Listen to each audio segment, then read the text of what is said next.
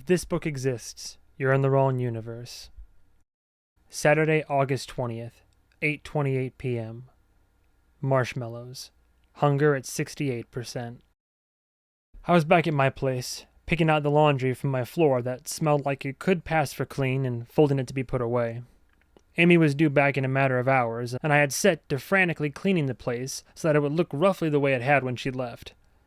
After the laundry, the dishes were next. Fortunately, I hadn't cooked even once and had just been reusing the same red Solo cup for 2 weeks. I tossed it in the trash. Dishes done. I then went to carry a stack of 6 pizza boxes to the dumpster in the parking lot next door.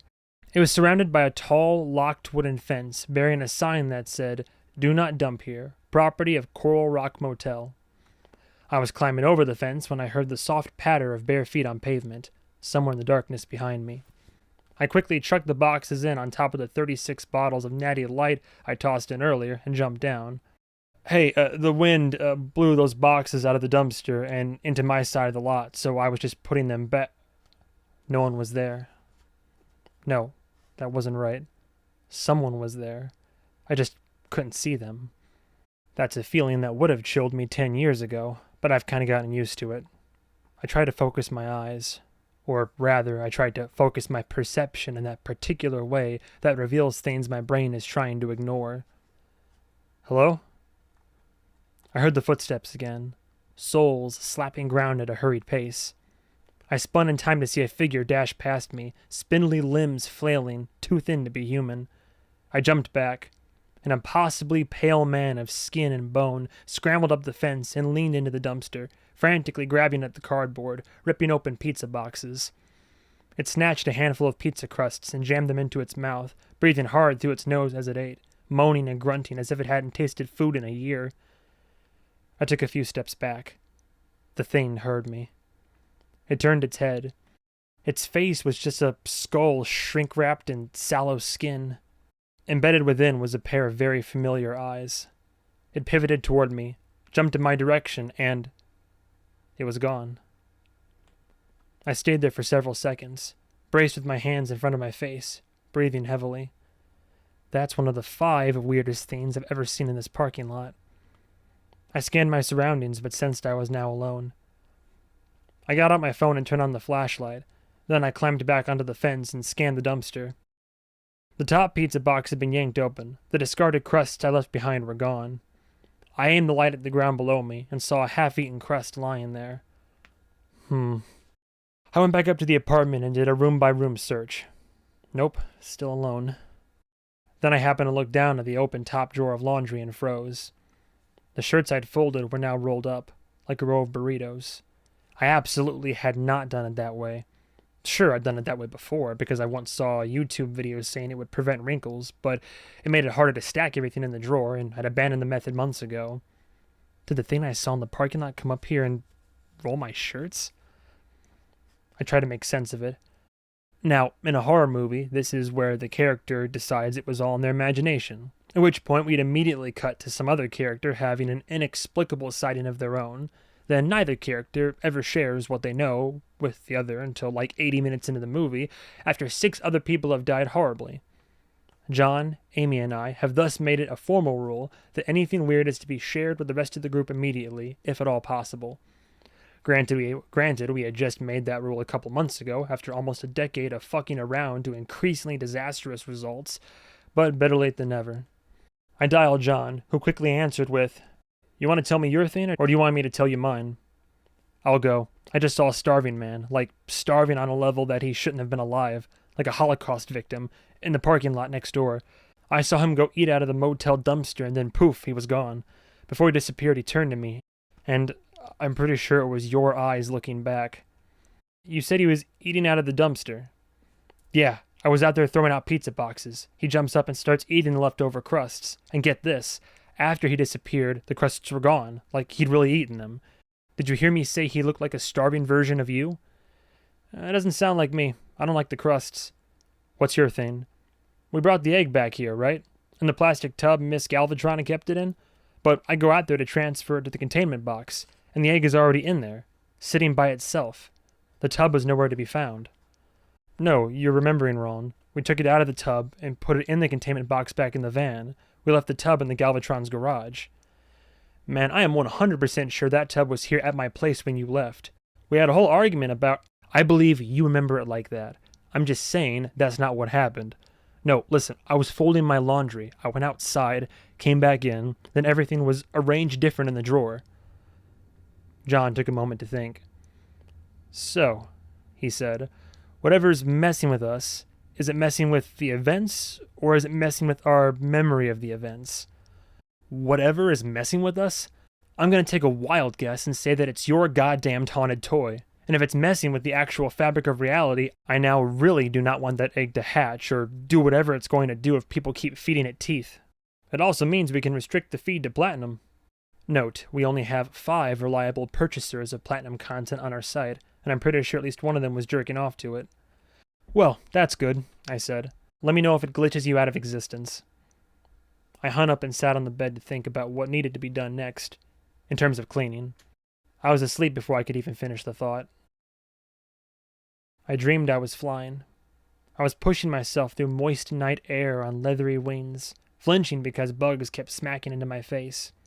I was over one of the residential neighborhoods in town, scanning the ground for movement, though in the dream I didn't consciously know what I was hunting or what I intended to do when I found it. Then my whole system jolted at the sight of a raccoon, a fat one, nosing around some trash cans. Hunger roared through my system, blowing all other thoughts aside. I swept down toward the animal, intending to snatch it with my feet and swoop back up into the sky in one seamless motion. At the last minute, the raccoon took off toward the trash cans, moving faster than I'd anticipated. I instinctively changed my trajectory, but this threw me off, and before I knew it, I was crashing into the trash cans, scattering takeout boxes and diapers. Now porch lights were coming on all around me, and someone was shouting. I limped away, crossing a lawn, vaguely aware that I had a burger wrapper stuck to my face, trying to take flight but struggling to get one of my bat-like wings working. I heard someone shout, and then there was a gunshot. I woke up. I was facing the wall of my bedroom, and I heard a light shuffling somewhere in the darkness behind me. I held my breath. I heard the creak of floorboards, coming closer. I felt a light weight on the sheets behind me. I rolled over. Perched on the edge of the bed was a creature with bright yellow eyes, brown fur, and with 6 stumpy legs on each side. It was grinning at me. Fear drove its fist deep into my butthole. A figure moved in the shadows behind it. Thin, but not like the starving thin in the parking lot. It was wearing glasses. Amy said, "I was trying not to wake you." What the hell is this thing? The 12-legged stuffed horror on the bed was even weirder in the light. Cat bus? From Totoro? I didn't want to come back without a souvenir, and this seemed like you. Oh, did you go to Japan already? When did you leave? She picked up the cat monster and smacked me in the face with it. 20 hours, from door to door. I have no idea what day it even is here. I'm kind of surprised it's night. Did you miss me? I missed you. You must be exhausted. Come to bed. You can unload your Japan anecdotes on me in the morning. She unbuttoned her jeans and stepped out of them. Yeah, I'm really sleepy. She pulled off her t-shirt. I'll just put on my pajamas and go right to sleep. A moment later, her underwear was on the floor, and she was crawling naked toward me. Yep, just going to go right to sleep. She pulled off my shirt. Note, I will never include a detailed description of our lovemaking in these books, at Amy's request. If you want to imagine it, just picture a walrus attacking a rose garden with a jackhammer. Soon we were lying there, Amy spraying Japan stories into my ear.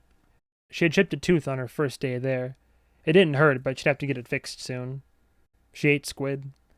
They have a million flavors of Kit Kat candy bars for some reason, including baked potato, rum raisin, and cherry blossom. They went to a pachinko parlor. When she walked in, they were actually playing the theme from Evangelion, which she thought was so stereotypical that she almost burst out laughing, but then wondered if they just do that for tourists. She got lost in the city at one point, and a group of guys had to help her get back. They were enthralled by her red hair. They all took pictures with her. She and the rest of her gaming friends took a trip to the mountains. Not Mount Fuji, but Takao.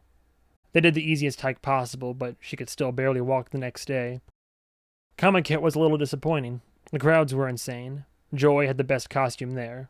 Joy got tons of attention wherever they went. Amy wished she dressed up. She definitely wanted to go back. "You have to come next time," she said, tapping my bare chest with a finger to drive the point home. "Every 5 seconds, I saw something you'd have thought was hilarious, and I wanted to point at it and elbow you in the ribs, but I couldn't, and I hated it. How did you do while I was gone?" "Oh, great. I started a new diet. Just salads, mostly. Some steamed roots." "How are you doing on the medication?" "Oh, fine," I said, shoving aside the thought that the physical act I just performed had made her suspicious that I'd stopped taking it. "Did anything happen while I was away?" "Yeah," I said, thrilled to change the subject. "A few things." 20 minutes and a lot of questions later, Amy was pacing around the room in an old t-shirt she dug out of her suitcase, her mind going a million miles an hour, her thumb dancing around the screen of her phone. "Okay," she said. "All right, let's rewind. Before the guy got walled to death, he didn't say anything helpful about who he was or how he got there?" "No, he didn't get the chance. He kind of fell apart in mid-sentence." "And he mentioned giving us a second chance, but neither of you recognize him as anyone we'd ever dealt with? Nobody we've wronged or failed in some way? Even tangentially?" "I was kind of hoping you'd know, based on the description. You know I don't remember faces." "And you didn't keep any parts of the guy? You didn't keep his hands or his head?" "No, we burned it all. It was stinking up the place. Why would we keep it?" "Maybe we could have gotten someone in the police department to run the prints and figure out who he was. Or get dental records. Even if he didn't come up on anybody's database, that alone would have told us something." "Yeah. You know, I think I brought that up to John about keeping something for ID, and he was like, 'No, you're dumb for suggesting that. Amy wouldn't do that.'" "Can I see the video? Or does John have it? We need to get it up on the site." "What video?" "You guys recorded the whole thing, right? The aftermath? The cleanup?" "Oh, no. I guess we should have. We were too focused on the job itself. The stench was terrible, and John was worried about the cops." I stopped talking. Amy and I have one thing in common, which was that we both have what can politely be called anger issues, only we express them in very different ways. I tend to take some kind of rash action that will ruin my life for months or years after. Amy, on the other hand, tends to shut down, or cry, or otherwise remove herself from the situation. Or, as she did here, simply release air out of her nose and press her lips together so hard they were probably bleeding a little. She had a bunch of things she wanted to say in that moment and was biting it all back because she'd just gotten home and didn't want to fight. Still, in those few seconds, I could sense everything she was thinking, and it crushed me. Amy had spent dozens of hours coding a website to stream our videos to people, had set up a payment processing system, and had blown a tax refund on fees to create an LLC. She'd gotten help from John for that, the man having created several limited liability corporations over the years. The payment tiers she'd set up for viewers had been ruthless. $50 per clip for platinum-level content, videos of some kind of real paranormal action occurring on screen, coded so that it could be streamed but not saved or copied unless you really knew what you were doing. $25 got you time-based access to a variety of gold content, like a live feed watching our storage locker full of creepy dolls, so you could be the first to see if one of them moved or spoke or something. You never know. There were no silver or bronze tiers, and no videos were free, aside from extremely brief previews. Amy's goal had been to make enough money that she could quit her day job, and within a couple of months, she'd achieved that goal. I mean, it helped that we live in a place that charged neither rent nor utilities, but still. She had worked just as hard on her rationalizations. If voyeurs wanted to watch, fine. Make them pay. No one had a need that was being exploited here. Their entertainment budget would either go to this or video games, and none of her medications were free. Amy hadn't come off like a ruthless capitalist when I'd met her, but I suppose the system has a way of shaping us into whatever will sustain it. The point of all this being, of course, that video of a teleporting man sliced up like roast beef and embedded in a wall, a phenomenon that was presumably visible to everyone who watched, could have been our first clip to get maybe thousands of paid downloads instead of the normal 10 or 20. That'd have been real money, the kind that could have turned around our whole situation, and the opportunity hadn't even registered with me. I watched as her face transitioned from rage to mere disappointment, and it made me want to fling myself into a trash can. I said, I'm sorry, Amy. I wasn't thinking. All right, she said. Well, let's keep an eye out for anybody who gets reported missing with that description. For all we know, there's some science lab in Sweden trying to figure out where their first artificial wormhole test subject went. So the toy. You didn't destroy it, and that's good. I definitely want to know more about it. I'm downloading the app. You have to scan a thing on the bottom of the egg to pair the game with it. The toy's only $20 on Amazon. I bet they make all their money off the app. Average customer rating is 4.5 stars, so it doesn't seem like that many people have gotten weirdness from it before now, unless they're just being really forgiving with the scores. Maybe that's what the toy does. It possesses its owner and forces them to leave good feedback. Did you try searching for news articles about it? To see if there are similar stories out there? No. I was about to do that. A group of kids in Florida got in trouble a few days ago, she said, scrolling through news on her phone. Ooh, they pulled a homeless man's teeth out. Said this toys app told them to do it. Really? Jesus. Also, I'm just now realizing that, as a team, we'd be more effective if it was just you, working alone. Ugh, they've got photos of the incident. They're da-filthy. They're what? Ha! When I landed, the first text message waiting on my phone was John telling me to use that in conversation. He said you'd get really mad. So the family's name obviously isn't Galvatron. What are their first names? The girl's named Gracie. Brother is Sebastian. They call him Bass. The dad, I don't think I got his name, but he's a therapist or motivational speaker or something. They moved here a year ago, the mom said. She's Regina. Amy's thumb drummed the screen. Galveston. That's the family name. Ooh, this is interesting. Regina's husband is Dalton Galveston. Who? He's a self-help guy. Writes books and does speaking tours, that kind of thing. He had a viral video about bullying a while back. What did the brother have to say about all this? You said he bought the toy for his sister, right? Maybe this is more about him. We thought about that, but he wasn't there. We just talked to the girl. He showed up at the end, but we didn't get to speak to him. It didn't feel right. Did Regina say anything about their other daughter? There isn't one, just the boy and the girl. There was another sister, named Silva. Nobody mentioned her. That's because she died last year. Suicide, under weird circumstances. She met my eyes. I said, Oh shit.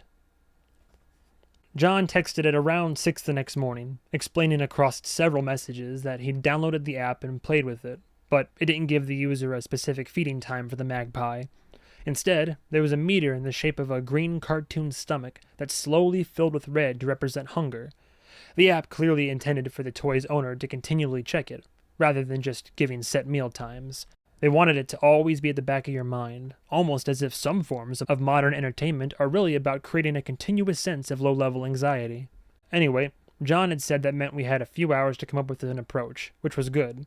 We need time to experiment and to prepare for however the toy might respond if we fed it, or, more importantly, if we didn't. Unfortunately, I'd silenced my phone, and Amy's was still in airplane mode from the trip, so we slept right through those messages and all of John's subsequent attempts to call. It wasn't until after 9 that we bobbed back up into consciousness and saw all the missed notifications. Then Amy couldn't find her toothbrush, meaning it was presumably still on the other side of the planet. Then there was a long line at the convenience store to get coffee. You've had mornings like this at your job. I won't bore you with the details. The point is, by the time we actually made it to John's back gate, he had just sent a text saying the stomach meter was pretty much entirely red. Looking back, it's almost grotesque how casual we were about it. But hey, hindsight makes assholes out of everybody.